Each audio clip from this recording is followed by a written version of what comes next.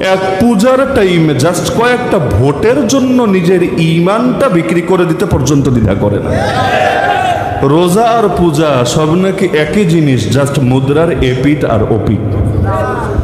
এই জাতীয় কথাগুলো যদি কেউ বলে, তাও এমন ব্যক্তি যে নিজেকে ইসলামের পক্ষের শক্তি দাবি করে, ইসলামের পক্ষের শক্তি। আরে কেউ যদি নিজেকে ইসলামের পক্ষের শক্তি দাবি করে, সে হুজুর হোক আর সাধারণ মানুষ হোক, তখন কিন্তু তার কথা আর অন্যদের কথা সমান থাকে না, বরং তার প্রতিটা কথা মূলত ইসলামের পক্ষেই প্রতিনিধিত্ব করে। তা আপনার ভোট দরকার, ভালো কথা, কিন্তু এই ভোট যদি আপনার এতই দরকার হয়, প্রয়োজনে থালাবাটি নিয়ে রাস্তার পাশে বসে পড়েন না, মানুষের হাত জোর করে মানুষের কাছে ভিক্ষা চান না। কিন্তু ইসলামের নাম লাগিয়ে যখন আপনি ইসলামের রূপটাকে বিকৃত করবেন, আল্লাহর জমিন আল্লাহর সঙ্গে শিরিক হবে, এতে কোনো কষ্ট তো পাবেনই না, এতে আপনার দিলে ব্যথা তো লাগবেই না, এতে মানুষগুলোর হেদায়েতের জন্য কোনো ফিকির বা দোয়া তো করবেনই না। উল্টো তাদের সেই শিরিককে স্বীকৃতি দিয়ে নিজের নামটাও জাহান্নামীদের তালিকা অন্তর্ভুক্ত করবেন। এটা যদি ভণ্ডামি না হয়, ভণ্ডামি কাকে বলে? তো নিজের ঈমানকে বিক্রি করে কোন দেশের কিসের ইসলাম আপনি কায়েম করবেন? ইসলাম নাজিল করেছেন যিনি, ইসলামকে হেফাজতের দায়িত্ব নিয়েছেন তিনি। আল্লাহ স্পষ্ট জানিয়েছেন, ইন্না নাহনু নাযালনা যিকরা ওয়া ইন্না লাহু লাহাফিজুন, নিশ্চয়ই আমি কোরআন নাজিল করেছি এবং আমি এর হেফাজতকারী। আর যারা মাদ্রাসায় পড়েছেন সকলেই জানেন, ওহুয়া ইসমুন লিন নাজমি ওয়াল মানা জামিআ, কোরআন শুধু শব্দের নাম না, শব্দ প্লাস মর্ম, শব্দ প্লাস শিক্ষা, শব্দ প্লাস শব্দের ভেতরে লুকিয়ে থাকা আদর্শ, এই উভয়টার সম্মিলিত রূপের নাম হল আল কোরআন। তার মানে আল্লাহ রাব্বুল আলামিন কোরআন মাজিদের শব্দ দিয়েছেন, আল্লাহ রাব্বুল আলামিন কোরআন মাজিদের অর্থ, মর্ম, শিক্ষা এবং আদর্শ দিয়েছেন। আর আল্লাহ রাব্বুল আলামিন এই উভয়টাকে হেফাজতের দায়িত্ব নিজেই নিয়েছেন। শুধু হেফাজত না, বিজয়ী করার দায়িত্বও তিনি নিজে নিয়েছেন। আল্লাহ রাসূল স্পষ্ট বলেন, লা ইয়াতরুকুল্লাহু বাইতা মাদারিন ওয়ালা ওয়াবার, শহর বা গ্রামের, কাঁচা বা পাকা, এমন একটা ঘর আমার আল্লাহ ছাড়বেন না, বাকি রাখবেন না, ইল্লা আদখালাহুল্লাহু কালিমাতাল ইসলাম, যেই ঘরে আমার আল্লাহ ইসলামের কালিমা, এই দ্বীন ইসলামকে নিয়ে প্রবেশ করাবেন না, বিইজ্জি আজিজিন আও বিযুল্লি যালিল, সম্মানী ব্যক্তির সম্মানের সাথে লাঞ্ছিত ব্যক্তিকে আরো লাঞ্ছিত করে, ইজ্জান ইউইজ্জুল্লাহু বিহিল ইসলাম ওয়া আহলা আও যুল্লান ইউযিল্লুল্লাহু বিহিল কুফরা ওয়া আহলা। তো আল্লাহর রাসূল যখন স্পষ্ট জানিয়ে দেন, শহর বা গ্রামের প্রতিটা কাঁচা বা পাকা ঘরে আমার আল্লাহ ইসলামকে প্রবেশ করানোর দায়িত্ব নিয়েছেন, তখন আর বুঝতে বাকি থাকে না, পৃথিবীর বাতিল অপশক্তি ওই যুগ থেকে নিয়ে এই যুগ পর্যন্ত যতই ষড়যন্ত্র করুক, যতই ইসলামকে মেটানোর চেষ্টা করুক, আল্লাহ যেহেতু ইসলামকে প্রতিটা ঘরে ঘরে প্রবেশ করানোর দায়িত্ব নিয়েছেন, সুতরাং পৃথিবীর প্রতিটা ঘরে ইসলাম প্রবেশ করবেই করবে। এমনকি সেই ঘর যদি নরেন্দ্র মোদীর ঘর হয়, সেই ঘর যদি আধা পাগলা ট্রাম্পের ঘর হয়, আমার আল্লাহ যখন দায়িত্ব নিয়েছেন, প্রতিটা ঘরে ঘরে তিনি ইসলামকে নিয়ে প্রবেশ করাবেনই করাবেন। কিভাবে করাবেন সেটা চিন্তা করা আমাদের কাজ না, কারণ আল্লাহ রাব্বুল আলামিন তিনি কোনো জিনিসের দিকে কখনো ন্যূনতম মুখাপেক্ষী হন না। আমার আপনার দুনিয়ার যত মানুষ আমরা আছি, সকলেও যদি আল্লাহর দ্বীনের সৈনিক হওয়ার আগ্রহ ছেড়ে দেই, তবুও আমার আল্লাহর মিশন কখনোই থেমে থাকবে না। আল্লাহ তো চাইলে নমরুদের মতো পরশক্তিকে একটা ল্যাংড়া মশা দিয়ে ধ্বংস করে দিতে পারেন, আল্লাহ তো চাইলে ফেরাউনের মতো শক্তিকে সমুদ্রের ভেতরে চুবিয়ে শেষ করে দিতে পারেন, আল্লাহ চাইলে আবু জাহালের মতো এত বড় তাগুত, যে কিনা বদরের ময়দানে দাঁড়িয়ে হুঙ্কার দিয়েছিল, লা ইউবাদুল্লাহু বাদা হাযাল ইয়াউমি আবাদা, আজকের দিনের পর এই পৃথিবীতে আল্লাহর ইবাদত হবে না। আল্লাহ চাইলে ছোট ছোট দুইটা বালক সাহাবী, একজনের নাম মুআয আর একজনের নাম মুআওয়াজ, এই দুইটা ছোট বাচ্চার মাধ্যমেও সেই আবু জাহালের অহংকারকে মাটির সাথে মিশিয়ে দিতে পারেন। আল্লাহ তাআলা তো আর কোনো আসবাবের দিকে মুখাপেক্ষী না, আল্লাহ তাআলা যে কোনো জিনিসকে আসবাব হিসাবে ব্যবহার করতে পারেন। তো যেহেতু আল্লাহ দায়িত্ব নিয়েছেন, তিনি ইসলামকে বিজয়ী করবেন, ইসলামকে হেফাজত করবেন, ইসলাম বিরোধী সকল অপশক্তিকে এবং তাদের ষড়যন্ত্রকে নস্যাৎ করবেন। ওয়ামাকারু ওয়ামাকারাল্লাহ আল্লাহু খায়রুল মাকিরিন, ওরা করে ষড়যন্ত্র, আল্লাহ করেন কৌশল, আল্লাহ হলেন সর্বোত্তম কৌশলী। আল্লাহর কৌশল যখন চলে আসে, বাতিলের ষড়যন্ত্র তখন আর কোনো কাজেই আসে না। এজন্যই তো নবীর সাহাবীদেরকে যখন বাতিল নিয়ে ভয় দেখানো হতো, কোরআন বলছে আল্লাযীনা ক্বালা লাহুমুন নাস ইন্নান নাসা ক্বাদ জামাউ লাকুম ফাখশাউহুম ফাযাদাহুম ঈমানা। লোকে যখন এসে বলতো, আরে শোনো, তোমাদের বিরুদ্ধে দুনিয়ার মানুষেরা নিজেদের শক্তি, নিজেদের বাহিনী, নিজেদের অস্ত্রশস্ত্র সব তো একত্রিত করে ফেলেছে, সুতরাং তোমাদের উচিত হলো দুনিয়ার মানুষগুলোকে ভয় পাওয়া। এ কথা শুনলে তাদের ঈমানের দরিয়ায় জোশ চলে আসতো। ঈমান আর স্বাভাবিক থাকতো না, বরং ঈমানের দরিয়ায় এমন জোশ পয়দা হতো, তারা চিৎকার করে বলে উঠতো, ওয়াকালু হাসবুনাল্লাহু ওয়া নি'মাল ওয়াকিল। আরে কার ভয় দেখাও আমাদেরকে, আমাদের জন্য এক আল্লাহই যথেষ্ট, আর তিনি সর্বোত্তম অভিভাবক। মুসলমান ভরসা রাখে কার উপর? আল্লাহর উপর। যদি ভরসা নাই থাকতো তাহলে এই ফিলিস্তিনের মর্দে মুজাহিদিনরা এই 70 বছর পরও একাকী এই ইসরায়েলের অপশক্তির বিরুদ্ধে লড়াই চালিয়ে যেতে পারতো না। আমি আপনি কি করছি? সর্বোচ্চ হয়তো একটা বিবৃতি দিব, সর্বোচ্চ একটা মিছিল করব, সর্বোচ্চ জাতিসংঘে গিয়ে কান্নাকাটি করব, আব্বা আর মাইরো না, দাদা আর মাইরো না, তোমাদের এত মাইর আমরা নিতে পারবো না। এর চাইতে বেশি আমরা কি করি? সর্বোচ্চ কিছু পয়সা দেই, কিছু সাহায্য করি। কিন্তু এই জাতিদেরকে হেফাজত করার জন্য, তাদেরকে এই জালেমদের হাত থেকে রক্ষা করার জন্য আসল যেই কাজটা করা দরকার ছিল সেইটা আমরা কয়জন করি? এই কোনো দেশ পারমাণবিক শক্তির অধিকারী হয়ে বসে আছে না? কোনো মুসলিম দেশ পারমাণবিক শক্তির অধিকারীও হয়ে আছে নাকি নাই? মুসলমানের দুর্দিনে মুসলমানের এই পারমাণবিক পাওয়ার, এই অ্যাটম পাওয়ার যদি কোনো কাজে নাই আসে, তাহলে সংখ্যায় কত বেশি, শক্তিতে কত বেশি, এগুলো নিয়ে গর্ব করতেও তো লজ্জা লাগা উচিত ছিল আমাদের ক্ষেত্রে। দুনিয়ার মধ্যে নাকি 200 কোটি মুসলমান আছে। বাহ বাহ! আরে 200 কোটি কেন, 100 কোটি মুসলমান যদি থাকতো, ওই 100 কোটি মিলে যদি সম্মিলিত একটা বাহিনী গড়ে তুলতে পারতো। পশ্চিমারা যেমন যখন লড়াই করে, ওরা কিন্তু বিচ্ছিন্নভাবে লড়াই করে না, সকলে মিলে একযোগেই করে। এই যে আফগানিস্তানে অন্যায় যুদ্ধ করেছে 19টা বছর, এই যুদ্ধের তো আর বৈধতা দেওয়ার কোনো সুযোগ নাই, আছে নাকি? বৈধতা দেওয়ার তো কোনো সুযোগ নাই। যুদ্ধ যখন শুরু করেছে তখন নয় তো সুন্দর সুন্দর স্লোগান দিয়েছে। জর্জ ডব্লিউ বুশ যেমন বলেছিল, এটা যুদ্ধ না, এটা হলো সন্ত্রাসের বিরুদ্ধে এক আমরণ লড়াই, এক চূড়ান্ত লড়াই, ওয়ার অন টেরর। যখন ইরাকে হামলা চালিয়েছিল, বলেছিল প্রেসিডেন্ট সাদ্দামের কাছে এমন ভয়ঙ্কর অস্ত্র আছে, ওই অস্ত্র ব্যবহার করলে গোটা বিশ্ব মানবতাই ধ্বংস হবে। তো শুরু করার সময় তো বহু ডায়লগ দিয়েছে, কিন্তু এতকাল যাওয়ার পর এটা স্পষ্ট হয়ে গিয়েছে কিনা যে মূলত সেই লড়াই ছিল ইসলামকে দমানোর জন্য, দ্বিতীয় কোনো উদ্দেশ্য সেখানে ছিল না। তাহলে এই যে লড়াইগুলো তারা করেছে, অন্যায় লড়াই, নিষিদ্ধ লড়াই, কিন্তু এই লড়াইগুলো কিন্তু একা করে নাই। একা যদি আফগানিস্তানে যেত 19 বছর লাগতো না, 19 মাসেই নিজেদের কাপড় চোপড় রেখে ল্যাংটা হয়ে দেশ ছাড়া লাগতো। কিন্তু 50-এর বেশি দেশকে নিয়ে গেল। কোন 50? যার মধ্যে তুরস্কের মতো দেশ পর্যন্ত ছিল না। এমনকি যখন দেশ ছেড়ে আমেরিকা চলে যায়, এরপরও আমেরিকার বাহিনী যাওয়ার পরেও কিন্তু তুরস্কের বাহিনী সেখানে অবস্থান করছিল, ওদের চুক্তির কারণে, একসাথে মিলেমিশে চলার কারণে। হক হোক বাতিল হোক, ন্যায় হোক অন্যায় হোক, সবাই সবার সঙ্গ দিতে বাধ্য থাকে। তো এই যে 50-এর বেশি দেশ মিলে একসাথে লড়াই চালালো 19টা বছর পর্যন্ত আফগানিস্তানের জমিন। তো মুসলমানদেরও তো দেশ কম নাই, 57টা তো শুধু মুসলমানদের আলাদা আলাদা দেশই আছে। ওই দেশগুলো বাদ দিলেও সারা দুনিয়ার মধ্যে 200 কোটির চাইতে বেশি মুসলমান আছে। আরে 200 কোটি কেন, যদি 50 কোটি মুসলমানও থাকতো, আর সকলে মিলে যদি নিজেদের কমন সমস্যাগুলোতে অন্তত ঐক্যবদ্ধ হয়ে একসঙ্গে ময়দানে নামতে পারত, পৃথিবীর যে কোনো বাতিল অপশক্তি মুসলমানদের দিকে চোখ গরম করে তাকাতেও ভয় পেত। ডক্টর আফিয়া সিদ্দিকারা এখনো পর্যন্ত আমেরিকার কারাগারে পচে গলে মরছে। ভাবটা এমন, সারা দুনিয়াতে কেউ নাই যে তাকে এই অবস্থা থেকে, এই হালতে উদ্ধার করতে পারে। এমনকি তার নিজের দেশের নেতারা পর্যন্ত একটা বিবৃতি দিতে রাজি হয় না। এই গতবারও তো এমন হলো, ট্রাম্প ক্ষমতায় আসার আগে যেটা ছিল ক্ষমতা থেকে যাবে অবস্থা, ওই শেষ সময় একটা আলোচনা আসলো যে ডক্টর আফিয়া সিদ্দিকাকে মুক্তি দেওয়া যায় কিনা।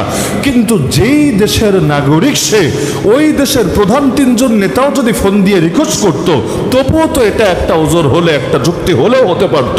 কিন্তু এই জালেমগুলো একটা ফোন দেওয়ার আগ্রহটা পর্যন্ত দেখায় নাই। তো যেই জাতি নিজেরাই নিজেদের বিপদে নিজেদের পাশে দাঁড়ায় না, ওই জাতিকে কাফেরদের হাত থেকে, জালেমদের হাত থেকে রক্ষা করবেটাকে? শুরু তো করতে হয় বান্দাকে, সমাপ্ত করেন আল্লাহ নিজে। যেমন হাদিসে কুদসিতে জানানো হয়েছে, বান্দা তুই এক বিঘত অগ্রসর হ, আমি এক হাত অগ্রসর হব। বান্দা তুই এক হাত এগিয়ে আয়, আমি 2 হাত এগিয়ে যাব। বান্দা তুই হেঁটে হেঁটে আয়, আমি তোর দিকে দৌড়ে দৌড়ে যাব। ইন তানসুরুল্লাহ ইয়ানসুরকুম, কোরআন বলে দিচ্ছে যদি আল্লাহর সাহায্যে এগিয়ে আসো তোমরা, আল্লাহর নুসরাত নেমে আসবে তোমাদের উপরে। তা আল্লাহ তো সাহায্য করতেই চান, কিন্তু শর্ত তো দিয়ে দিয়েছেন, আগে সূচনা করতে হবে বান্দাকে। নবীজি দোয়া তো আগেও করেছেন, কিন্তু বদরে যেতে হলো কেন? বদরে যাওয়ার পর আল্লাহর নুসরাত নেমে আসলো কেন? কারণ আল্লাহর নিজামই এটা আল্লাহ বানিয়েছেন, কাতিলুহুম ইউআযিবহুমুল্লাহু বিআইদিকুম, তোমরা লড়াই করবে ইসলামের দুশমনদের বিপক্ষে, আল্লাহ ওদেরকে আযাব দিবেন তোমাদের হাতে, হাত ব্যবহার হবে তোমাদের, কিন্তু আযাবটা দিবেন আল্লাহ নিজে। কিন্তু এমন এক হালতে এসে উপনীত হয়েছি, মুসলমান একটু বিবৃতি দেওয়ার আগ্রহ পর্যন্ত হারিয়ে ফেলেছে। ওই দূরের ফিলিস্তিন রাখেন, যে মসজিদে আকসা যদিও প্রথম কেবলা, অনেক আবেগ জড়িত, যদিও 70 বছরের বেশি প্যালেস্টাইনের লোকেরা মাজলুম হচ্ছে, রাখেন। আমাদের পাশেও তো আরেক ফিলিস্তিনের হালত চলছে। এই যে রোহিঙ্গা সংকট, এটা কি একদিন দুদিনের, 1 বছর 2 বছরের? এই রোহিঙ্গা এই নিপীড়িত একটা জাতি, যাদেরকে এমন ভাবে নির্যাতন করা হয়েছে, জাতিসংঘ পর্যন্ত বলেছে শতাব্দীর সবচাইতে নিকৃষ্ট জেনোসাইড, সবচাইতে নিকৃষ্ট জেনোসাইড। একটা জাতির উপর এত ব্যাপক হারে এত বেশি গণহত্যা এই শতাব্দীতে দ্বিতীয় কোনো দেশের উপরই হয় নাই। নির্যাতন ফিলিস্তিনেও হয়, নির্যাতন উইঘুরেও হয়, নির্যাতন পৃথিবীর বিভিন্ন প্রান্তে হয়, কিন্তু এত ব্যাপক মাত্রায় এত বেশি মানুষের উপর যে জুলুমটা এখানে হয়েছে, এটা পৃথিবীর অন্য কোথাও হয় নাই। এই কথা জাতিসংঘ পর্যন্ত স্বীকার করে নিয়েছে। তাহলে এই যে একটা জাতিকে এই নিকৃষ্টভাবে এদেরকে গণহত্যা করা হলো, এটার ব্যাপারে আমাদের দায় কি ছিল? শুধুমাত্র খাবার দেওয়া, শুধুমাত্র চিকিৎসা দেওয়া? তো কয়দিন দিয়েছি আমরা? তো শুরুতে দিতে দিতে দিতে এক পর্যায়ে তো নিজেরাও ক্লান্ত হয়েছি, কিন্তু এই জাতির সমস্যার সমাধান তো হয় নাই। তারা তো নিজেদের মাতৃভূমিতে ফিরতে পারে নাই। আমি অবাক হই, যেই দেশের সরকারগুলো এই বাংলাদেশের ক্ষমতায় বসে ফিলিস্তিন নিয়ে গরজ দেখায়, ফিলিস্তিন নিয়ে দরদ দেখায়, ফিলিস্তিন নিয়ে মায়াকান্না দেখায়, তারাই কিনা আবার এই আরাকানের স্বাধীনতাকামী প্রতিরোধ যোদ্ধাদের নেতাদেরকে জেলের মধ্যে ভরে রাখে। এটা আবার কোন মুখে আচরণ? নিজে কিছু করতে পারবা না, না করতে পারলে বসে বসে বেটা তুই ললিপপ চাবা, কিন্তু যারা করছে তাদের পথে কাটা বিছানোর, তাদেরকে নিয়ে জেলে ঢুকানোর অধিকার তোদেরকে কে দিয়েছে? কিন্তু এমন এক হাল, তুই দূরেরটা নিয়ে মায়াকান্না দেখাতে সমস্যা হয় না, কিন্তু নিজের দেশেরটার ব্যাপারে তখন আর খবর থাকে না।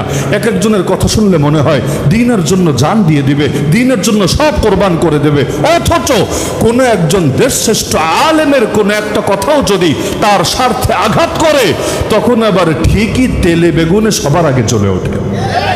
এগুলো বাস্তব নাকি অবাস্তব? এখনো পর্যন্ত সরকার একটা গিয়েছে তো কি হয়েছে? এখনো পর্যন্ত কয়টা নেতার মধ্যে এই ধৈর্য শক্তি আছে, আলেমের কথাই যদি তার কলিজায় আঘাত লাগে তবু আলেম হিসাবে কথাটা বলেছে বলে চুপচাপ সেই কথাটা শুনবে, হজম করে নেবে, পারলে গ্রহণ করবে, না পারলে অন্তত নীরবতা দেখিয়ে ভদ্রতার পরিচয় দেবে? এই সুযোগটা কয়জনের আছে? বিগত 1 বছরও বহুত মসজিদের বহুত ইমামের চাকরি গিয়েছে শুধুমাত্র হক 2-1টা কথা উপস্থাপনের কারণে। এমনকি আল্লাহ মাফ করুন, আমাদের হালত তেমন হয়েছে, একদিকে দাবি করব ইসলামের জন্য জান দিয়ে দিব, এই করব সেই করব, অথচ এক পূজার টাইমে জাস্ট কয়েকটা ভোটের জন্য নিজের ঈমানটা বিক্রি করে দিতে পর্যন্ত দ্বিধা করে না।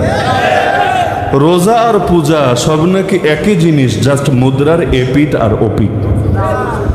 এই জাতীয় কথাগুলো যদি কেউ বলে, তাও এমন ব্যক্তি যে নিজেকে ইসলামের পক্ষের শক্তি দাবি করে, ইসলামের পক্ষের শক্তি। আরে কেউ যদি নিজেকে ইসলামের পক্ষের শক্তি দাবি করে, সে হুজুর হোক আর সাধারণ মানুষ হোক, তখন কিন্তু তার কথা আর অন্যদের কথা সমান থাকে না, বরং তার প্রতিটা কথা মূলত ইসলামের পক্ষেই প্রতিনিধিত্ব করে। তা আপনার ভোট দরকার, ভালো কথা, কিন্তু এই ভোট যদি আপনার এতই দরকার হয়, প্রয়োজনে থালাবাটি নিয়ে রাস্তার পাশে বসে পড়েন না, মানুষের হাত জোর করে মানুষের কাছে ভিক্ষা চান না, কিন্তু ইসলামের নাম লাগিয়ে যখন আপনি ইসলামের রূপটাকে বিকৃত করবেন, আল্লাহর জমিন আল্লাহর সঙ্গে শিরিক হবে, এতে কোনো কষ্ট তো পাবেনই না, এতে আপনার দিলে ব্যথা তো লাগবেই না, এতে মানুষগুলোর হেদায়েতের জন্য কোনো ফিকির বা দোয়া তো করবেনই না, উল্টো তাদের সেই শিরিককে স্বীকৃতি দিয়ে নিজের নামটাও জাহান্নামীদের তালিকা অন্তর্ভুক্ত করবেন। এটা যদি ভণ্ডামি না হয়, ভণ্ডামি কাকে বলে? তো নিজের ইমানকে বিক্রি করে কোন দেশের কিসের ইসলাম আপনি কায়েম করবেন? আগে তো ভাই আর ইসলাম কায়েমের ঠিকাদারি তো আমাদের নাই। আমরা সবাই যদি এখানে শহীদ হয়ে যাই আল্লাহর জমিনে, এক সেকেন্ডের জন্য ইসলামকে বিজয়ী না করে যেতে পারি, তো কি লস হবে বলেন না? কি লস হবে? কিয়ামতের দিন আল্লাহ ধরে এই বিরুলিয়া সমস্ত আলেম আর ইমামদেরকে এজন্য জাহান্নামে ফেলবে যে কিরে বান্দা তুই ইসলাম কায়েম করলি না কেন? এই প্রশ্ন আল্লাহ করবে। আরে কিয়ামতের প্রশ্ন তো স্পষ্ট, প্রশ্ন ফাঁস করে দিয়েছেন আল্লাহ। যেই প্রশ্নগুলোর জবাব দেওয়ার আগে কেউ একটা কদম সেই জায়গা থেকে সরতে পারবে না। ওই প্রশ্নের মধ্যে এমন কোন প্রশ্ন পারলে আমাকে খুঁজে বের করে দেখান, সহি হাদিস থেকে হোক, আসার ও সাহাবা থেকে হোক, যেখান থেকে পারেন, যে আল্লাহ প্রশ্ন করবে বান্দা তুই ইসলামকে বিজয়ী করলি না কেন? এমন কোন প্রশ্ন আল্লাহ করবেন কাউকে? কারণ ইসলামকে বিজয়ী করার শক্তি তো নাই আমাদের, আমরা তো যা চেষ্টা করতে পারি, কিন্তু সব নিয়ন্ত্রণ কার হাতে? মক্কায় যেই সাহাবীরা শহীদ হয়ে গিয়েছেন, মক্কায় যেই সাহাবীরা শহীদ হয়ে গিয়েছেন, ইসলামকে বিজয়ী করে যেতে পারেন নাই, ইসলামের বিজয় দেখেও যেতে পারেন নাই, তাদের দাম কম না বেশি? সুমাইয়া রাদিয়াল্লাহু আনহা তিনি ইসলামকে কয় ইঞ্চি মাটিতে বিজয়ী দেখে গিয়েছেন আমাকে বলেন পারলে? কিন্তু এই যে সুমাইয়া ইসলামকে বিজয়ী করে যেতে পারেন নাই, বিজয়ী দেখে যেতে পারেন নাই, এর জন্য আল্লাহর কাছে তার দাম কমে গেছে। আমাদের দায়িত্ব হলো সহি তরিকায় চেষ্টা করতে থাকা, সবাই মিলে চেষ্টা করার পরও একজনও যদি সফল না হই আল্লাহ এর জন্য পাকড়াও করবে না। আর চেষ্টা যদি না করি, চেষ্টায় যদি ত্রুটি রাখি, আল্লাহ আমাদেরকে ছাড়বেন না। লা ইউকাল্লিফুল্লাহু নাফসান ইল্লা উসআহা, আল্লাহ সাধ্যের বাইরে বোঝা চাপিয়ে দেন না। তো সুতরাং এটা আবার কেমন কথা যে যেই দায়িত্ব আমার কাঁধে নাই, ইসলামকে বিজয়ী করা, ইসলামকে এমন একটা পর্যায়ে নিয়ে যাওয়া যখন প্রতিটা ইঞ্চি ইঞ্চি মাটিতে ইসলাম বিজয়ী হবে, তো যেটা আমার সাধ্যের কথাই না, যেটা আল্লাহর নিয়ন্ত্রণে, ওই জিনিসকেও আদায় করার জন্য আমি যদি তরিকাই নষ্ট করে ফেলি, আমি যদি ঈমান আর কুফরকে মিলিয়ে একাকার করে ফেলি, এর চাইতে বড় ভণ্ডামি কি হতে পারে? ইসলাম বিজয়ী হবে যখন আল্লাহ ফয়সালা করে রেখেছেন, অবশ্যই হবে। পৃথিবীর কেউ পারবে না সেই বিজয়কে থামিয়ে রাখতে। এই নরেন্দ্র মোদীরা চেষ্টা করছে না যে এই পুরো অঞ্চল থেকে ইসলামকে উৎখাত করবে? ওরা তো ঘোষণা দিয়ে দিয়েছে, আর আলহামদুলিল্লাহ নাউজুবিল্লাহ যেটাই বলার বলে নিয়ে নিজ দায়িত্বে। ওদের হালতটা হলো এমন, আমরা হকপন্থীরা হক কথা বলতে ভয় পাই, কিন্তু এই বাতিলপন্থীরা বাতিল কথা বলতে কোনো ভয় পায় না। আপনি খেয়াল করেন, ওই বাংলাদেশের শাহবাগিয়ার নাস্তিক কুলের দিকে তাকান, সেকুলারদের দিকে তাকান, হিন্দুত্ববাদীদের দিকে তাকান, এমনকি কাদিয়ানি হিজবুত তাওহীদদের দিকে তাকান, যে কোনো বাতিলের দিকে তাকান, দেখবেন বাতিলপন্থীরা বাতিল কথা বলতে লুকোচুরি করে না। ওদের পেটেও যা, ওদের মুখেও তা। কিন্তু আমরা যারা নিজেদেরকে হকপন্থী বলি বা হকপন্থী মনে করি, আমাদের ভেতরে আর বাহিরটাই কেন যেন মিলতে চায় না। সবসময় এমন জেলাপির প্যাচ কাজ করে, অনেক সময় আম পাবলিক বুঝেই পায় না যে এইটা সত্য না ওইটা সত্য, মানে ভেতরের যেটা মনে হচ্ছে এটা সত্য নাকি বাহিরেরটা সত্য। অথচ নরেন্দ্র মোদীরা যদি ঘোষণা দিতে পারে ওরা এই অঞ্চলকে যে কোনো মূল্যে রামরাজ্য বানাবে, আমাদেরও তো ঘোষণা দেওয়া দরকার ছিল। আল্লাহর জমিন আল্লাহর ছিল, আল্লাহর আছে, আল্লাহর থাকবে। আল্লাহর আদর্শকে যারা উৎখাত করতে আসবে, ওদের বিরুদ্ধে আমাদের আমরণ, লড়াই আর সংগ্রাম চলবেই চলবে। আমরা আল্লাহর পক্ষে ঘোষণা দিতে পারবো না, কিন্তু ওরা ঠিকই দিয়ে রাখবে। হাদিসের মধ্যে গাজওয়াতুল হিন্দের ভবিষ্যৎবাণী আছে নাকি নাই? আছে নাকি নাই? সুনানে নাসাইর মধ্যে সহিহ বুখারী আর সহিহ মুসলিমের পরেই যেই কিতাবের অবস্থান বিশুদ্ধতার বিচারে, কিসের তিরমিজি, কিসের আবু দাউদ, এগুলো পরে বুখারী আর মুসলিমের পরে বিশুদ্ধতার বিবেচনায় 3 নম্বরে যে নামটা আসবে সুনান নাসাই। সুনান নাসাইয়ের মধ্যে আলাদা অধ্যায় তো আছে, বাবু গাজওয়াতিল হিন্দ, হিন্দুস্তানের জিহাদ, হিন্দুস্তানের জিহাদ এই শিরোনামে। অথচ এই হাদিসগুলো নিয়ে আলোচনা কয়দিন হয় আমাদের সমাজে? 2 জন সাহাবী থেকে 3টা হাদিস বর্ণিত আছে সেখানে। একজন একজন সাহাবীর নাম আবু হুরায়রা রাদিয়াল্লাহু তাআলা আন, আরেকজন সাহাবীর নাম সাওবান রাদিয়াল্লাহু আন। সাওবান রাদিয়াল্লাহু আনহু বর্ণনা করেন, আল্লাহর রাসূল বলেন, স্পষ্ট কথা নবীর, দুটো দল এমন যেই দুটো দলকে আল্লাহ জাহান্নাম থেকে মুক্তি দিয়েছেন। আগামী দিনে দিবেন তা না, দিয়েছেন। আল্লাহর ফয়সালা চূড়ান্ত হয়েছে। কোন দুই দল? ইসাবাতুন তাগজুল হিন্দা, এক নম্বরই সেই দল যারা হিন্দুস্তানের জমিনে জিহাদ করবে। জিহাদ কি ন্যায়ের পক্ষে হয় না অন্যায়ের পক্ষে হয়? হকের পক্ষে হয় না বাতিলের পক্ষে হয়? আমাদের তো হালত হয়ে গেছে এমন, ওই জিহাদ শব্দটাও মুখে উচ্চারণ করতে ভয় হয়। যদি হায়াত কমে যায়, যদি জেলে যাওয়ার কারণ তৈরি হয়ে যায়, যদি এর জন্য আমাদের এই হয় সেই হয়, কোরআনের শব্দ পর্যন্ত আমাদের মুখে আসতে চায় না। এমন কি কোরআনের মধ্যে নামাজ নিয়ে আয়াত বেশি না জিহাদ নিয়ে আয়াত বেশি? নামাজ নিয়ে আয়াত 82টা, জিহাদ নিয়ে 484টা। তাহলে কোরআনের হক আদায় করে আমি যদি বয়ানও করতে চাই, নামাজ নিয়ে এক বয়ান দিলে জিহাদ নিয়ে তো অন্তত 4টা বয়ান দেওয়া উচিত। আল্লাহ যেই জিনিসের আলোচনা বেশি করেছেন, আমি সেই জিনিসের আলোচনা কম করার কে? আমি সেটাকে আড়াল করার কে? অথচ আমাদের আলোচনা কম করার কারণে জিহাদ শব্দটাকেই মানুষ এখন ভুল বুঝতে শুরু করে দিয়েছে। এই যে জিহাদকে যে মানুষ ভুল বোঝে, এর দায়িত্ব কার জানেন? এক নম্বর দায় আমাদের, কারণ আমরা মানুষকে জিহাদ চেনাতেই পারি নাই, যার কারণে দুই পরিস্থিতি হয়েছে। একদল তো জিহাদ, জঙ্গিবাদ, সন্ত্রাসবাদ, টেরোরিজম মিলিয়ে মিশিয়ে একাকার করে ফেলেছে। এমনকি কাউকে ধরলেও আগে দেখতেন না, লিখে দেয় জিহাদি বই পাওয়া গিয়েছে। মানে এমন খারাপ একটা জিনিস, যেটা একটা অপরাধ, একটা অন্যায়, যেটার জন্য মানুষকে ধরা যায়, যেটার জন্য মানুষকে গুম করা যায়, যেটার জন্য মানুষকে আয়না ধরে নেওয়া যায়, যেটার জন্য মাহফিল বন্ধ করে দেওয়া যায়, যেটার জন্য বক্তার হাতে হাতকড়া লাগানো যায়, যেটার জন্য আলেমের বিরুদ্ধে পর্যন্ত অবস্থান নেওয়া যায়, এই রকম একটা হালত তৈরি হয়েছে। আর আরেক দিকে এই চান যে কিছু মানুষ তারা জিহাদের ব্যাখ্যাই পরিবর্তন করে দিয়েছে। ওই কাদিয়ানীরা যেমন কোরআনের একটা আয়াতের শব্দকে অস্বীকার করে না, কিন্তু আয়াতের ব্যাখ্যা পাল্টে দেয়। খাতামুন নবিয়্যিন আরবি শব্দকে অস্বীকার করে না, কিন্তু খাতামুন নবিয়্যিনের ব্যাখ্যা চেঞ্জ করে দেয়। একইভাবে একদল তৈরি হয়েছে, ওরাও জিহাদ শব্দকে তো অস্বীকার করে না, কিন্তু আমাদের দুর্বলতার কারণে, আমাদের নীরবতার কারণে ওরা জিহাদের ব্যাখ্যা চেঞ্জ করে এমন কিছুকে জিহাদের নামে চালায় দেয় যার সাথে জিহাদের কোনো সম্পর্কই নেই। জিহাদ বিকৃত হয়েছে নাকি হয় নাই? জিহাদের অর্থ চেঞ্জ করা হয়েছে নাকি হয় নাই? এমনকি বড় জিহাদ বলতে কোন জিনিস আবিষ্কার হয়েছে? বড় জিহাদ মানে হলো মনের জিহাদ, নফসের সঙ্গে জিহাদ, এইটাই হয়ে গিয়েছে বড় জিহাদ। আর যেই জিহাদে গিয়ে আমার নবীর দাঁত শহীদ হয়েছে সেটা ছোট জিহাদ। যেই জিহাদ আমার নবীর আপন চাচার বুক চিরে কলিজা বের করে চিবিয়ে খাওয়া হয়েছে সেটা ছোট জিহাদ। যে জিহাদের জন্য আমার নবীকে 27টা ময়দানে যেতে হয়েছে, যার মধ্যে 9টায় লড়াই করতে হয়েছে, আর 47টাতে বাহিনী পাঠাতে হয়েছে, সেটা নাকি ছোট জিহাদ। যে জিহাদের জন্য সাহাবীরা দান করে জমিনের মধ্যে বসে জান্নাতের সুসংবাদ পেয়েছে, সেটা নাকি ছোট জিহাদ। আর ওই দরজা জানালা লাগিয়ে 10 মিনিট বসে বসে ধ্যান করব, এটাই নাকি হয়ে গিয়েছে সবচাইতে বড় জিহাদ। নাউযুবিল্লাহি মিন যালিক। অথচ দরকার ছিল বড় জিহাদ হবে সেটা, যে একজন মানুষ ময়দানে যাওয়ার পরেও, ময়দানে গিয়েও না কবিরা গুনাহ করে, না সগীরা গুনাহ করে, না সময় নষ্ট করে, বরঞ্চ প্রতিটা মুহূর্তে ময়দানে গিয়েও নিজের নফস এবং শয়তানের মোকাবেলায় নিজেকে হকের উপর কায়েম এবং দায়েম রাখে। কারণ ময়দানে যারা যাবে এদের মধ্যেও তো দুই ক্যাটাগরি থাকবে। একদল ময়দানে গিয়েও মাঝে মাঝে নামাজ ছুটে যায়, ময়দানে গিয়েও মাঝে মাঝে পাপ হয়ে যায়, ময়দানে গিয়েও মাঝে মাঝে চোখ এদিক সেদিক চলে যায়, নারীদের দিকে চলে যায়, ময়দানে গিয়েও মাঝে মাঝে দুই একটা গুনাহ হয়ে যায়। আর আরেকজন ময়দানে গিয়েও আলহামদুলিল্লাহ এমন ভাবে দিন কাটায় যে একটা গুনাহ তার দ্বারা হয় না। এই দুইজন ব্যক্তি সমান না বেশ কম আছে? তো ময়দানে গিয়েও যে পাপ মুক্ত ভাবে জীবন কাটাতে পেরেছে, তাকে না বড় মুজাহিদ বলা দরকার ছিল, এবং তার জিহাদকে সবচাইতে বড় জিহাদ বলা দরকার ছিল। কিন্তু অর্থ হয়েছে ময়দানে যাবেই না, ফরজে ছেড়ে দিবে, তারই নাকি সবচাইতে বড় মুজাহিদ বলতে হবে।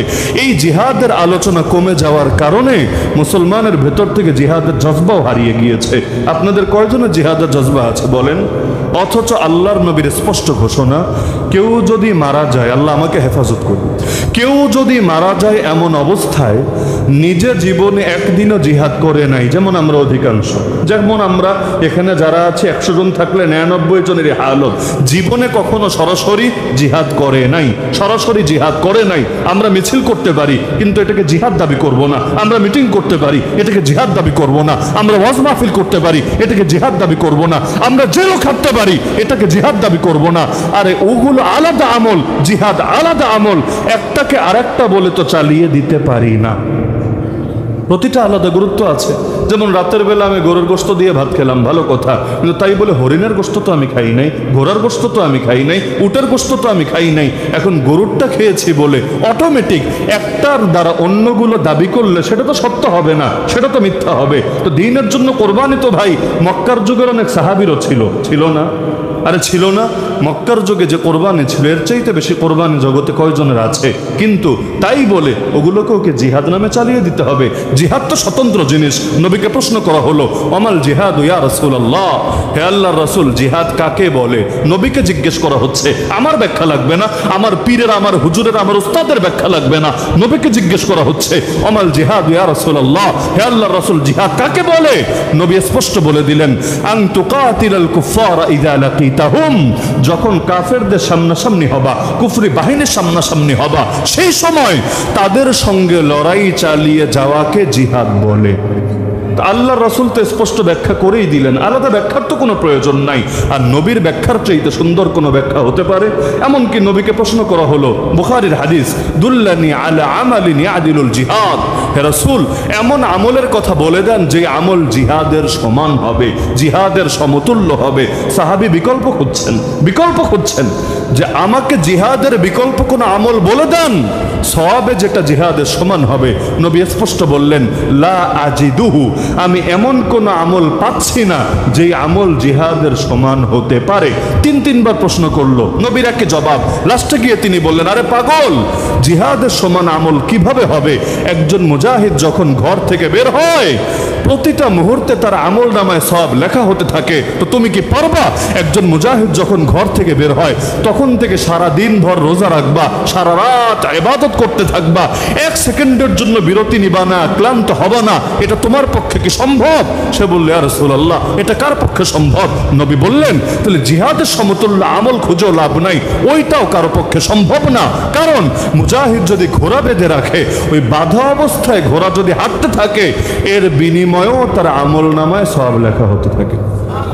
এমনকি যেই ঘোড়া নিয়ে যাবে সে ময়দানে, যেই ঘোড়া পালবে সে, ওই ঘোড়ার মলমূত্র পর্যন্ত কিয়ামতের দিন নেকের পাল্লায় মাপা হবে।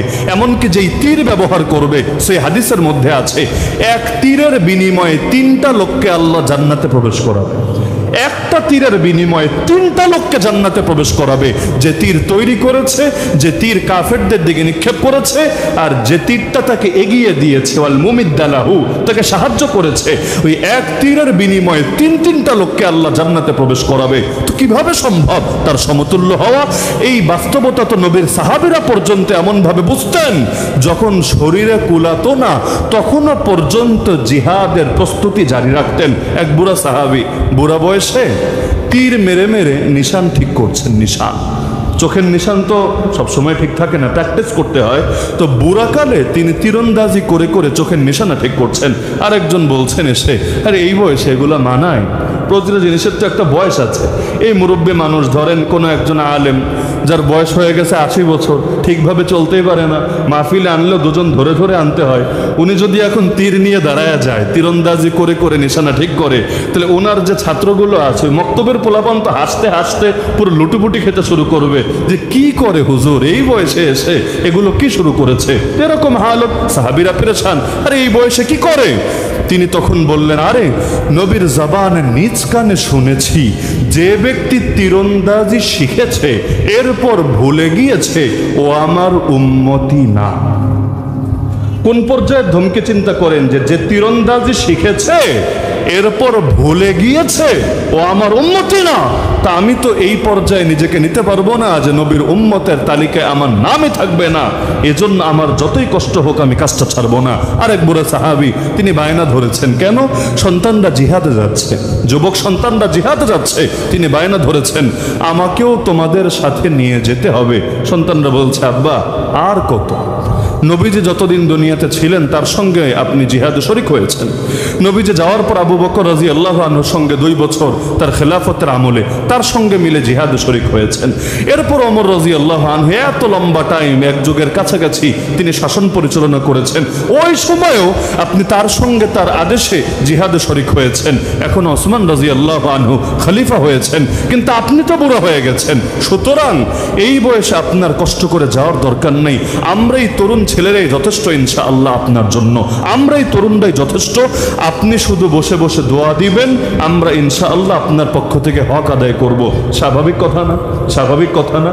তিনি চিৎকার করে বলে উঠলেন, তোমরা স্পষ্ট বলো আমাকে নিবা নাকি নিবা না। যদি না নাও তোমাদের মতো সন্তান লাগবে না, আমি বাহিনীর অন্য কারোর সাথে মিলে ময়দানে চলে যাব। সন্তানরা বলছে আব্বা এই বয়সে কি দরকার, এই বয়সে কি দরকার? হালতটা এমন ভাই, এই কথাগুলো শুনলেও অনেক মুরব্বী চিন্তা করবে হুজুর আসমানের উপরে জমিনের নিচের কেচ্ছা বাদ দিয়া এইগুলো বয়ান করার কি দরকার আছে? আমাদের শুনতেই ভালো লাগে না, অথচ নবীর সাহাবীরা কোন পর্যায়ে জজবা লালন করেন, বুড়া বয়সে পর্যন্ত বসে থাকার মানসিকতা রাখেন না। কি শুনতে খারাপ লাগছে না অনেকের? খারাপ লাগছে না অনেকের? হয়তো এখন জিজ্ঞেস করলে কি আর বলা যায় যে খারাপ লাগছে, কিন্তু বাস্তবতা হলো অনেকের কাছে আলোচনাগুলোকে অনর্থক মনে হয়, অপ্রয়োজনীয় মনে হয়। তো তিনি বললেন যখন তার বাচ্চারা তাকে নিতে রাজি না, তিনি স্পষ্ট বলে দিলেন আরে তোমরা আমাকে কোন মুখে বসে থাকতে বলো? আল্লাহর কোরআন তো আমাকে বসে থাকার অনুমতি দেয় না। তোমরা কি আয়াত পড়ো নাই?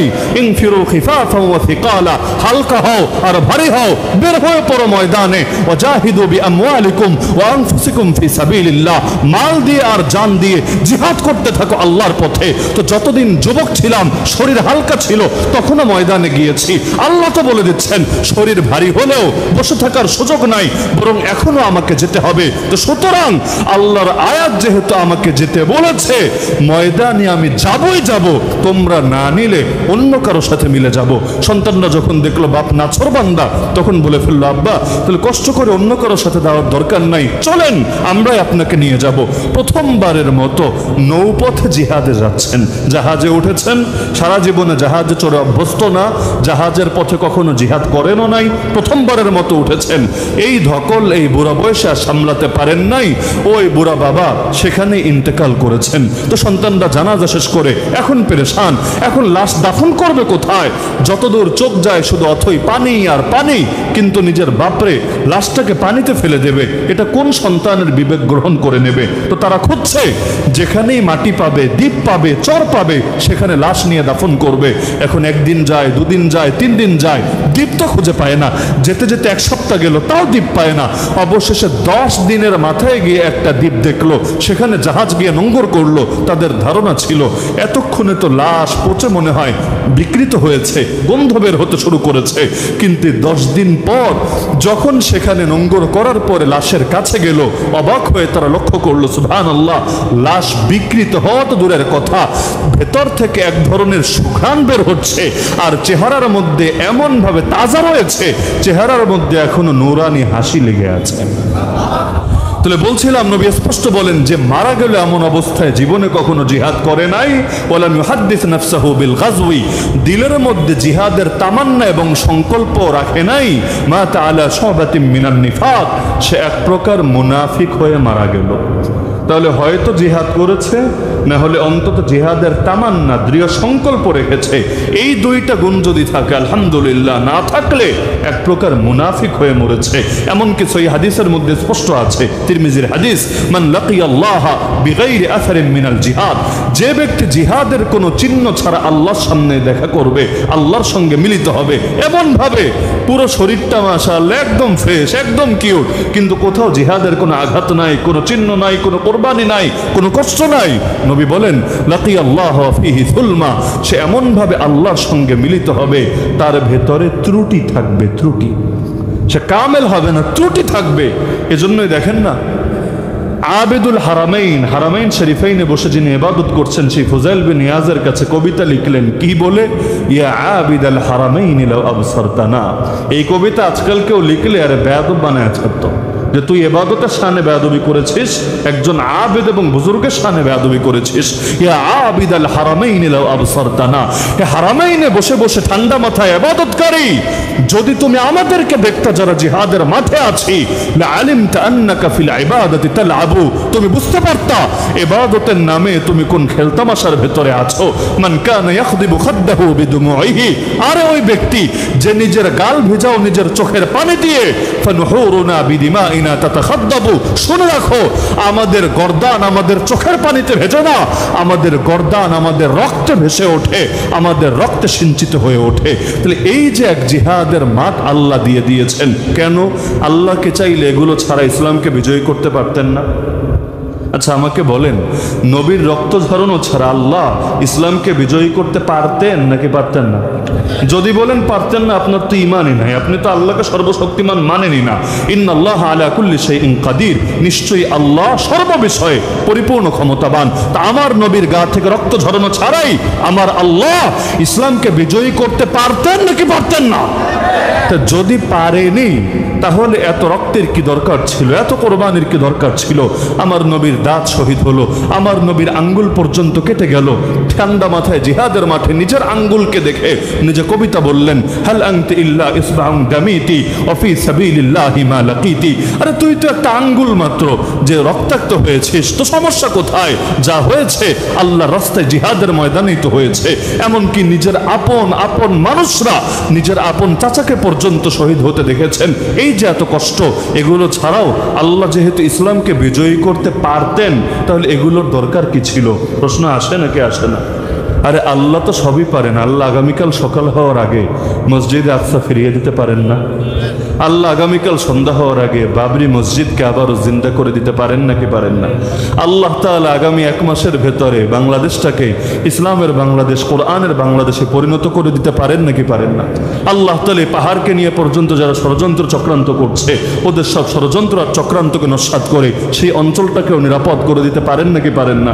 আল্লাহ গোটা হিন্দুত্ববাদী অপশক্তি যারা ইসলাম এবং মুসলমানদের বিপক্ষে লাগাতার ষড়যন্ত্র চক্রান্ত করছে, ওদের সব ষড়যন্ত্র চক্রান্তকে নস্যাৎ করে আমাদের এই হারিয়ে যাওয়া হিন্দুস্তান, যেখানে 800 বছর ইসলামের শাসন ছিল, সেখানে ওই দিল্লির লালকেল্লার ছাদে আবারও আমার আল্লাহ কালেমার পতাকা উড়াতে পারেন নাকি পারেন না?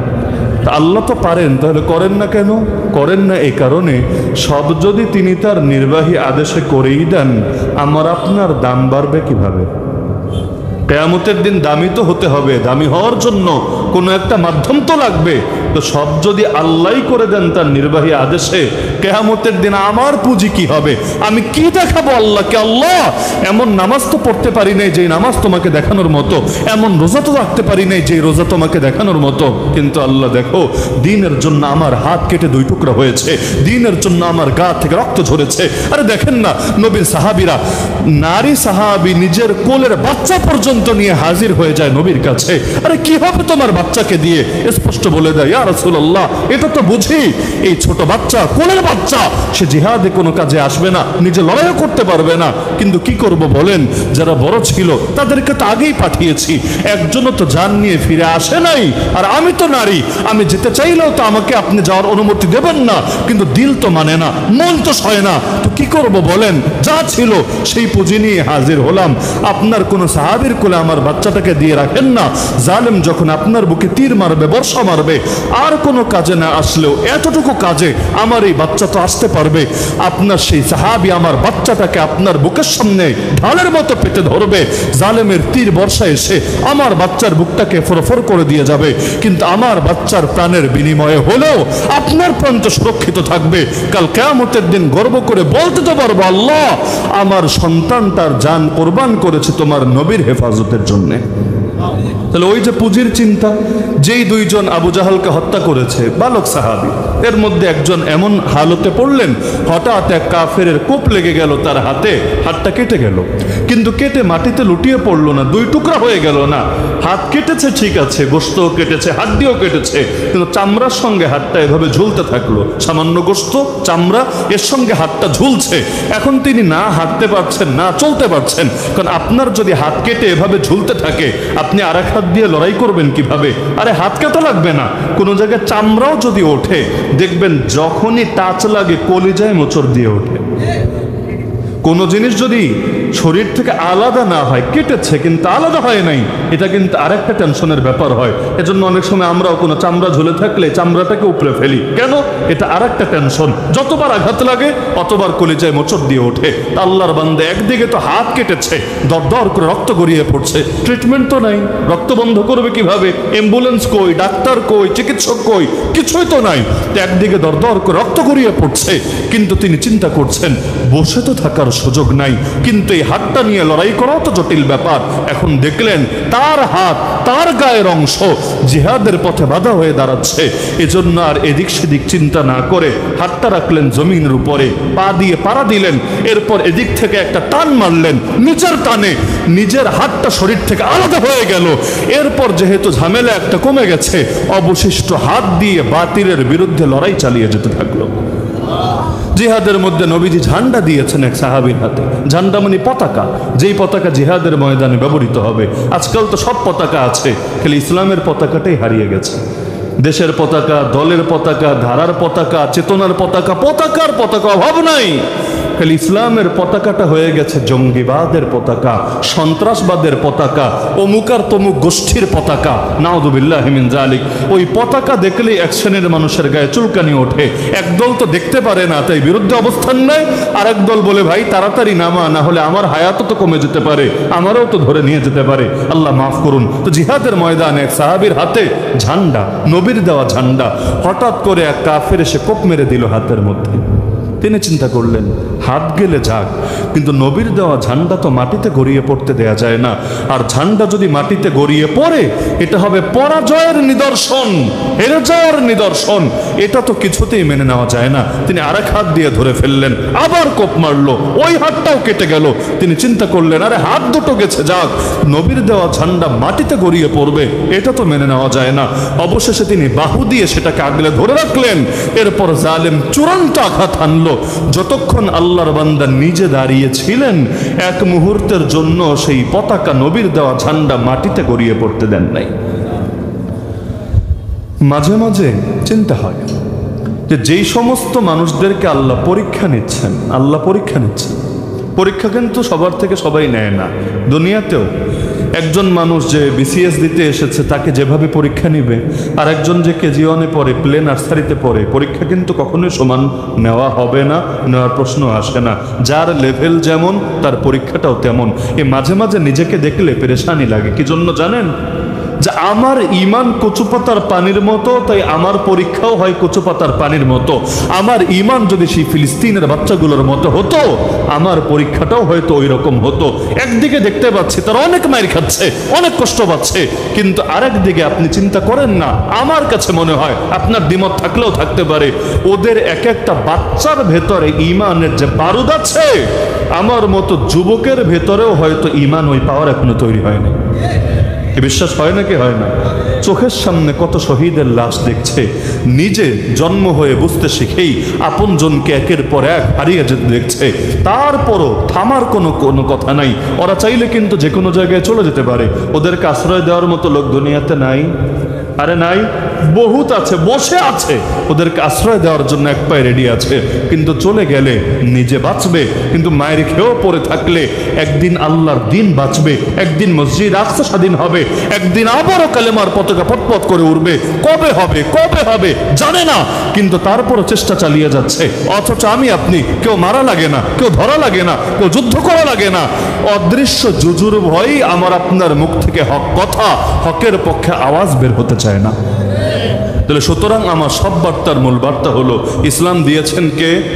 ইসলামকে বিজয়ী করবেন কে? যদি সবাই মিলে জিহাদ ছেড়ে দেয় তবুও ইসলাম থেমে যাবে? তবুও ইসলাম দমে যাবে। আর ইসলাম যদি থেমে যেত, আল্লাহ রসুল যেদিন চলে গেছেন ওদিনই ইসলাম থেমে যেত। ইসলাম যদি হারিয়ে যেত, সাহাবা যুগ শেষ হওয়ার পরই পৃথিবী থেকে ইসলামের নাম নিশানা হারিয়ে যেত।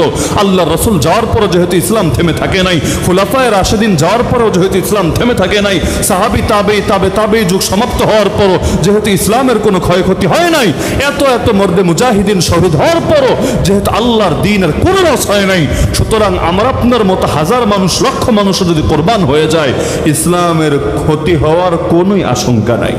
ইসলামকে কিয়ামত পর্যন্ত হেফাজত করবেন কে?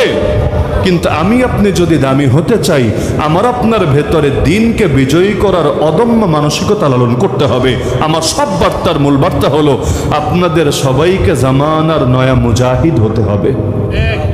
যেই ময়দানে জিহাদি হোক, সব জিহাদ শুধু অস্ত্রের ময়দানেরই হবে না। ইয়া আইয়ুহান নাবিয়্যু জাহিদিল কুফার ওয়াল মুনাফিকিন, হে নবী কাফেরের বিরুদ্ধে জিহাদ করেন, মুনাফিকের বিরুদ্ধে জিহাদ করেন। এই যেমন ওলামা সমাজের মাহফিল, এটা এই ওলামা সমাজ যদি মুনাফিকদের বিরুদ্ধে ইলমি জিহাদ, দালিলিক জিহাদ, যুক্তিতর্কের জিহাদ বন্ধ করেন, তাহলে অস্ত্রের জিহাদ জারি থাকলেও লাভ হবে না। গোটা উম্মতের ঈমানই হয়তো হুমকির মুখে পড়বে, হক বাতিল মিলেমিশে একাকার হবে। সুতরাং যেখানে দরকার সেখানে বাতিলের বিরুদ্ধে ইলম দিয়ে জিহাদ করতে হবে। জাহিদহুম বিহি জিহাদান কাবীরা, যেখানে দরকার নিজের জানের বাজি লাগিয়ে নিজের জানকে কোরবান করার জন্য ময়দানে নেমে যেতে হবে। তাহলে হার ময়দানে জিহাদ করার জন্য রেডি থাকতে পারবেন না ইনশাআল্লাহ? কবুল আল্লাহ করলে এটাই অনেক ব্যাপার। বাজারে মাল কিনতে গেলে সব মাল লোকে কেনে না, পচা মাল মাগনা দিতে চাইলেও মানুষ আনে না। আল্লাহ তাআলা জিহাদকে বলেছেন জান্নাতের বিনিময়ে, জান্নাত নামক মূল্যের বিনিময়ে জান আর মাল কিনে নেওয়া। তাহলে আল্লাহ যদি আমার জানটাকে কেনেন, তার মানে আল্লাহ এই মালটাকে পছন্দ করেছেন, ভালোবেসেছেন। সুতরাং জিহাদ করতে চাইলেই যে করা যায়, দ্বীনের জন্য অবদান রাখতে চাইলেই যে রাখা যায়, বিষয় এমন না। কপাল লাগে। আল্লাহ চাইলে ওই ফেরাউনের বউরে কবুল করতে পারেন, আবার আল্লাহ চাইলে নবীর স্ত্রী লূত আলাইহিস সালামের স্ত্রী, নূহ আলাইহিস সালামের পুত্র ইব্রাহিম আলাইহিস সালামের আব্বা, তাদেরকে নিরাশ করে দিতে পারেন। সুতরাং সব নিয়ন্ত্রণ কার হাতে? আর নিয়ন্ত্রণ কার হাতে? তো সুতরাং আসেন আমরা নিয়ত করি। এটা বলে আলোচনা শেষ করব। সবাই মিলে নিয়ত করি। আমাদের জান কয়টা? জীবন কয়টা? জীবন যেহেতু একটা, সুযোগও একটা, সুতরাং আল্লাহর সঙ্গে প্রতিজ্ঞাবদ্ধ হই এই মর্মে, হে আল্লাহ এই একটা মাত্র জীবন যেহেতু দিয়েছো, একটা মাত্র সুযোগ যেহেতু দিয়েছো, সুতরাং যতদিন আমার ভেতরে প্রাণ থাকবে, যতদিন সেই প্রাণের স্পন্দন থাকবে, যতদিন ধমনীতে রক্ত প্রবাহিত থাকবে, ইনশাআল্লাহ সুম্মা ইনশাআল্লাহ বাতিলের সামনে এই মাথা নত হবে না। ইনশাআল্লাহ হকের পক্ষে বাতিলের বিপক্ষে আমার আমরণ লড়াই আর সংগ্রাম চলবেই চলবে। এই মানসিকতা লালন করতে পারবেন না ইনশাআল্লাহ? যেহেতু সুযোগ আর দ্বিতীয়টা নাই, একটাই। আর শাহাদাতকে ভয় পাবেন না, দিল থেকে শাহাদাতের ভয় বের করেন, শাহাদাতের মহাব্বত তৈরি করেন। জান্নাতে গেলে দুনিয়া আসতে চাইবে না, কিন্তু শহীদ একবার না অন্তত 10 বার ফিরে আসতে চাইবে। তো কি মজা আছে শাহাদাতে, যেটার জন্য শহীদ পর্যন্ত জান্নাত ছেড়ে চলে আসার স্বপ্ন দেখবে, আর একবার এই মধু পান করবে বলে। সুতরাং শাহাদাতে কোনো ভয় নাই। আল্লাহর কাছে দোয়া করবেন, হে আল্লাহ আমাদেরকে শহীদি মরণই দিও, দ্বিতীয় কোনো মরণ তোমার কাছে চাই না। পারবেন তো ইনশাআল্লাহ? প্রত্যেক দোয়ার মধ্যে এই দোয়াটা রাখবেন, হে আল্লাহ তোমার কাছে এক মরণ চাই। কোন মরণ? আরে বলেন না কোন মরণ? এই শহীদি মরণের যদি নিয়মিত দোয়া করতে পারেন, আল্লাহ কবুল করলেও করতে পারেন। আর দোয়াই যদি না থাকে, আগ্রহই যদি না থাকে, ভালোবাসাই যদি না থাকে, আল্লাহ কেন দিবেন? লা ইন শাকারতুম লা আযীদান্নাকুম, শুকরিয়া থাকলে আল্লাহ নেয়ামত বাড়াবেন। সুতরাং আল্লাহ যে বুঝ দিয়েছেন এটার উপর অটল থাকেন, অবিচল থাকেন। আপনাদের হাতে ইনশাআল্লাহ আগামীর বাংলাদেশের নতুন ইতিহাস রচিত হবে। আপনাদের হাত ধরেই আগামী দিনের মহাবিপ্লব সংঘটিত হয়ে আল্লাহর জমিনে ইসলামের পতাকা আবারও পথ করে উঠবে ইনশাআল্লাহ। এই লড়াইয়ে সবাই সঙ্গ দিতে পারবেন তো ইনশাআল্লাহ? পারবেন তো ইনশাআল্লাহ? সর্বপ্রথম ইসলামী রাষ্ট্র হওয়া উচিত ছিল কোনটা জানেন? তয়েফ। কিন্তু হলো কোনটা? মদিনা। তয়েফবাসীর কাছে নবী ছুটে গেলেন, গ্রহণ করলো না। আর মদিনাবাসীর কাছে নবীর যেতে হলো না, নিজেরা ছুটে আসলো, ইয়া রাসূলুল্লাহ আমাদেরকে একটা সুযোগ দেন না। সুতরাং আপনারা তয়েফবাসী হবেন না মদিনাবাসীর মতো হবেন? তয়েববাসীর মতো হবেন না মদিনাবাসীর মতো হবেন? আল্লাহর দেওয়া জান আল্লাহকে দেওয়ার জন্য রেডি থাকেন ইনশাআল্লাহ। সকলে যদি বাতিলের বিরুদ্ধে আমরা ঐক্যবদ্ধ থাকি, বাংলাদেশে যে হারে মুসলমান আছে, আমরা যদি সবাই সচেতন থাকি, ইনশাআল্লাহ সব ষড়যন্ত্র চক্রান্ত ভেস্তে যাবে। আগামীর বাংলাদেশ ইসলামের বাংলাদেশ, কোরআনের বাংলাদেশ হবেই হবে ইনশাআল্লাহ। আল্লাহ আমাদেরকে সেই সোনালী সুদিন দেখে যাওয়ার তৌফিক দান করুন। আজকের এই বিরুলিয়া ওলামা ইমাম পরিষদের মাহফিলকে কবুল করুন।